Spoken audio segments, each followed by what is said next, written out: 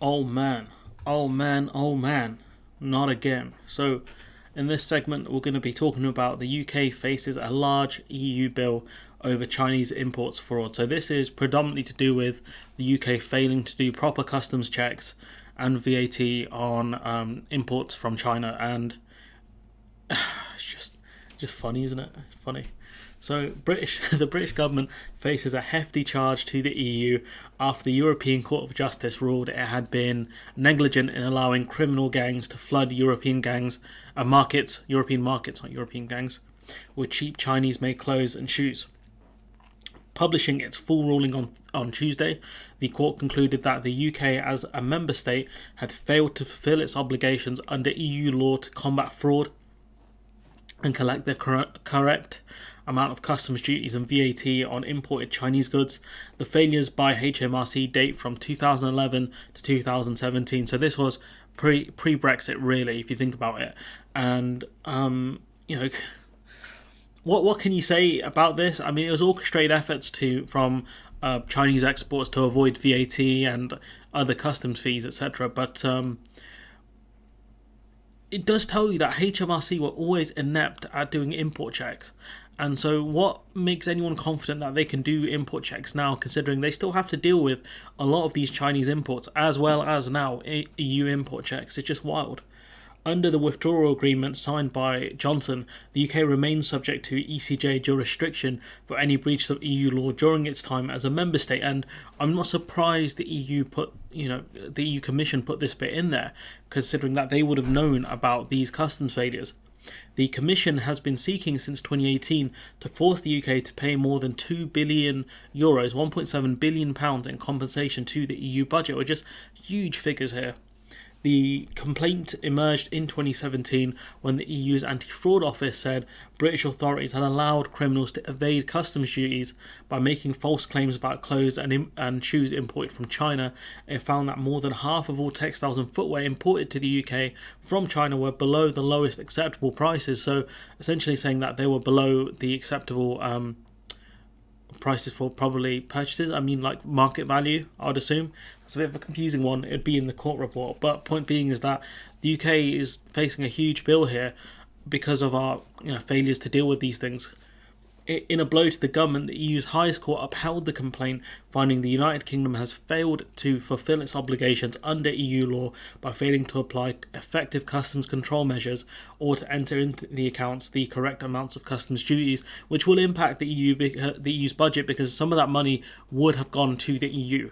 The VAT and customs fees, I believe 80% or the vast majority of it goes to the country to pay, obviously, for the facilities, and a small cut of it goes to the EU's budget. It also said the British government had failed to provide EU officials with all the necessary information to calculate the amount of money owed, which is a problem when the EU are trying to calculate the figure, and this is something I think the judge mentioned as well. I remember reading it, I think it was in this article or a Tony Connolly tweet thread. It was not a complete victory, this is the bit, which had claimed a €2.7 billion euro payment from the UK government to cover the EU's losses. The court said the Commission's calculations had not met the requisite legal standard and instructed EU officials to recalculate the losses based on recommendations in the judgment. So essentially the EU Commission said, look, they owe us €2.7 billion. The court said, you haven't actually proved that they owe you €2.7 billion. Go back to the drawing board and figure out how you can actually explain the losses, explain how you came to that figure or a different figure, because it's got to go through the courts, and judges are a stickler for rules, at least they're meant to be anyways. Essentially, it's the classic maths teacher, show your workings out. That's what it is. The UK cannot appeal against the final verdict, but has the right to challenge the Commission over how much money it should pay into the budget. And the issue is that the longer these court cases go on, the more the UK is going to have to pay in terms of legal fees. Once the revised bills have been published, the British government has also been ordered to pay 4/5 of the Commission's legal costs, so it's still costing the Commission to do these legal challenges. Lawyers are not cheap, especially the lawyers of these levels as well, where the UK will be paying a lot in legal fees as well, because we'll have to cover not only our own bill, but also the vast majority of the EU's legal fees as well. So, that's a good use of taxpayers' money, Bojo. The case emerged after a 2005 decision championed by the then EU Trade Commissioner Peter Mandelson, who's British, to abolish quotas on textiles and clothing from all WTO countries, including China. So, abolish quotas on textiles. So, essentially, a quota is how much you can import before tariffs are implemented. So, he essentially wanted to get rid of those.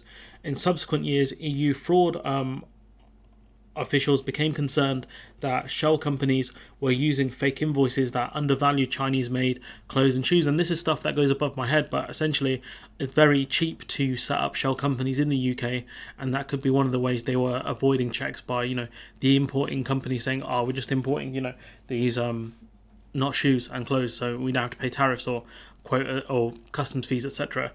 And then getting away with it because they weren't actually checked.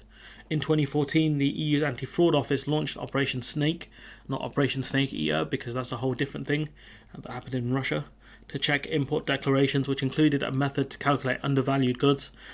British customs officials declined to use the EU method, arguing it was counterproductive and disproportionate. However, had we used the EU's method, we might not be in this mess right now, when we might not be paying 2.7 billion or say even 2 billion euros in lost customs fees to the EU Commission or the EU's budget.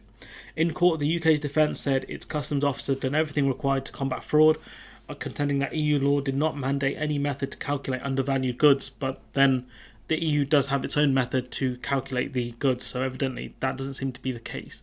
The government was supported by 6 member states, which is really interesting that EU member states actually tried to back the government. It might be the case that these other countries are worried about potential costs they might face if there are any failures from their own customs teams to regulate imports from China, because it does come at a cost to check these things.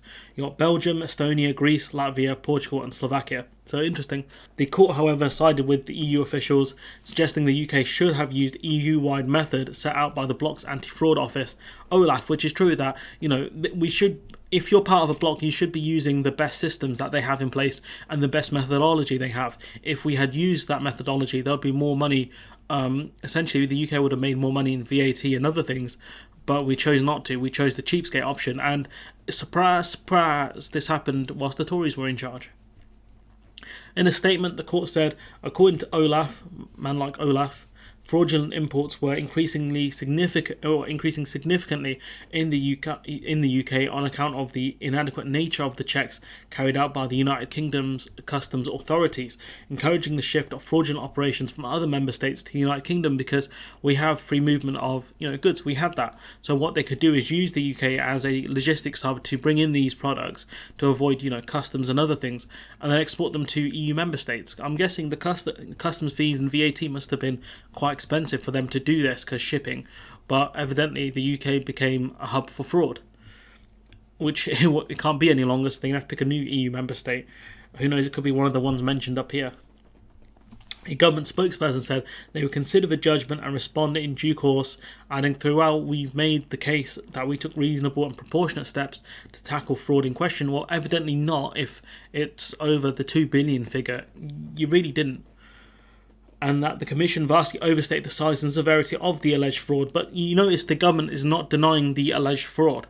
The government is not denying the fraud here. They're just saying they've overstated the size of the fraud, which is really interesting that the government, through this statement, have accepted guilt to an extent. They've accepted that they allowed things to slip through the net. They just won't say the scale of it, which is really dumb. The UK has always and continues to take customs fraud very seriously and evolves in response as new threats emerge. It's not really true, but it does show you the government are reactive rather than proactive as we evolve in response to a new threat rather than looking at ways we can combat potential threats. Wow, Ramzan Kadyrov is in Ukraine. Hopefully they bump him off. But, that's wild. That one's wild. I'll keep that one for a later date. Might cover that one. Crazy. But anyways, I'm going to leave it there. Let me know what you think in the comments below. Like, comment, share, subscribe. Support the channel on Patreon if you can. And hopefully I'll see you in the next one.